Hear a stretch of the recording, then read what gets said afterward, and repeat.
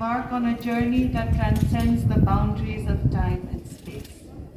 Our gathering is not merely an exercise in nostalgia, I seriously hope not, or a historical reflection, but a profound exploration of the human experience, a quest to uncover the hidden truths and untold stories that lie buried deep in the sands of time. In the annals of history, we encounter civilizations that have risen and fallen, empires that have expanded and crumbled, and peoples whose voices have been silenced by the passage of time. And yet, in the ebb and flow of human affairs, there are threads of continuity that connect us to our ancestors and illuminate the path towards a more enlightened future.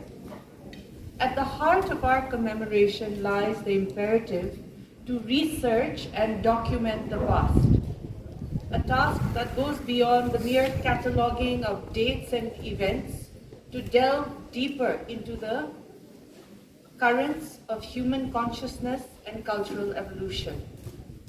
Through meticulous scholarship and interdisciplinary inquiry, we must seek to unravel the complexities of our past and glean insights that can inform our present-day challenges and aspirations. But why, you may ask, is it important to commemorate the past?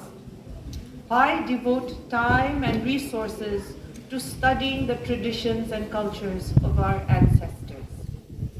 The answer lies in the profound wisdom that lies dormant within our rich oral traditions and our material cultures. The timeless truths and universal values that transcend the boundaries of time and space.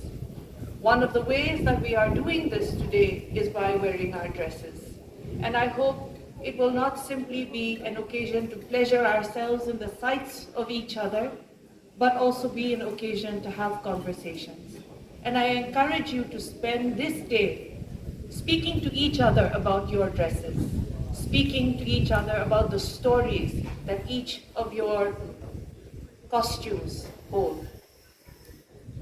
One of the most profound lessons we can learn from the past is the importance of our indigenous wisdom, a body of knowledge that has sustained human societies for millennia and offers valuable insights into sustainable living, communal resilience, and spiritual interconnectedness. Indigenous cultures, often marginalized and oppressed by dominant narratives of progress, hold within them the keys to a more harmonious relationship with the natural world and each other. Take, for example, our ancestors, whose deep reverence for the earth and all its inhabitants has sustained them for generations. Their holistic worldview, grounded in reciprocity and respect for the natural world, offers a stark contrast to the exploitative ethos of modernity, a reminder that progress need not come at the expense of the planet or its inhabitants. In your brief few years on this campus, or for some of you in Kohima, have we all not noticed a dramatic rise in temperature and been witness to climate phenomena of apocalyptic proportions? A few days ago in Kohima, how many of you went out to see the size of the hailstones? Yes? And yesterday in Dimapur, not to speak of the rest of our beloved Nagaland, Northeast, our country and the world.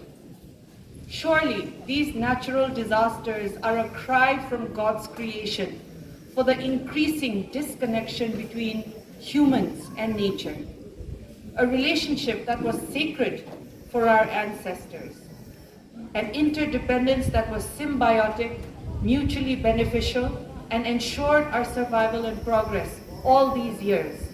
Once upon a time, our forefathers and mothers would go say a prayer, go sleep, dream a dream, to simply cut a tree or pluck a flower.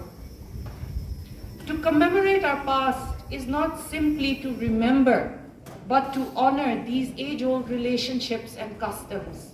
and to use our imagination to deliberate upon not how to copy-paste in the sense of importing obsolete and irrelevant practices from our past to oppress those in the present, but to use our imagination to devise new modalities, to interpret and translate our past into a renewed relevance for our present. By researching and documenting the past, we not only pay homage to the resilience of indigenous peoples, but also reclaim narratives that have been silenced and distorted by the dominant forces of history. It is a form of resistance against erasure, a means of honoring the voices of those who have been marginalized and oppressed. In doing so, we not only illuminate the untold stories of the past, but empower future generations to challenge injustice and inequality wherever they may arise. But our task does not end with the rediscovery of indigenous wisdom. It is only the beginning of a journey towards a more just and sustainable future.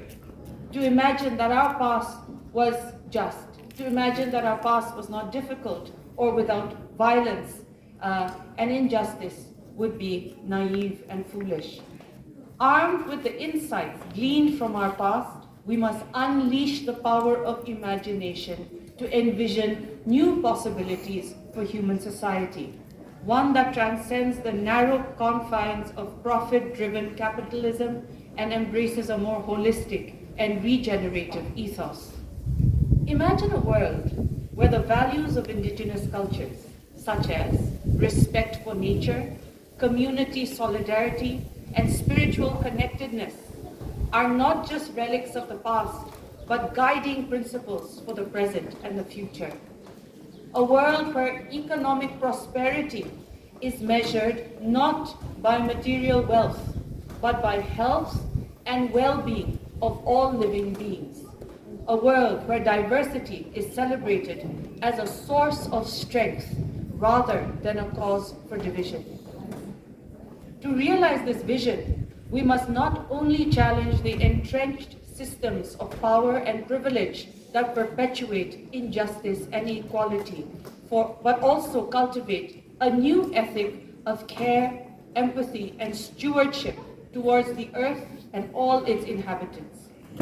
This requires a radical reimagining of our relationship with the natural world, one based on reciprocity, reverence, and respect. Towards this end, I find that each one of you present here today is uniquely placed with the potential and power to realize this vision within your own communities and our collective society. I urge you to consider the education and research skills you are acquiring in your time here, not only as personal enhancement with individual benefits, but as expertise that can be offered towards communal improvement. As you go through your respective courses here at NU, ask yourselves, how can I help my people? What skills do I need? In what areas do I require more knowledge? Use your holidays and off times to spend time with your elders and members of your community to listen to their needs and aspirations. There is much to be done, and so much we have lost that we need to retrieve, that it would be the responsible, one can even say right thing to do, to embrace our obligations to our people. In closing, let us heed the call to commemorate the past and unleash the power of the imagination with humility, courage, and compassion. Let us honor the resilience of our ancestors and our elders and all indigenous peoples. Let us reclaim the narratives of the marginalized and reimagine a future guided by the timeless values of wisdom and justice. For in this convergence of history and imagination lies the promise of a brighter tomorrow for all. Thank you.